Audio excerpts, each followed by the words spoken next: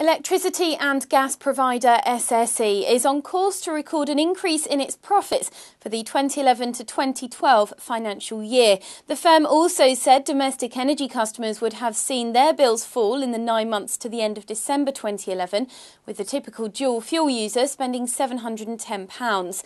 This compares with £760 for the corresponding period in 2010, SSE stated. Last month, the firm announced a 4.5% cut in its domestic gas prices from March the 26th, which should save the average customer around £28 a year. Chief Executive of SSE, Ian Marchant, said the past year has been characterised by continuing economic uncertainty and ongoing challenges in global energy markets, something he predicted is set to continue in 2012. He also said he was pleased with the progress made on several major capital projects, such as wind farms and electricity transmission upgrades.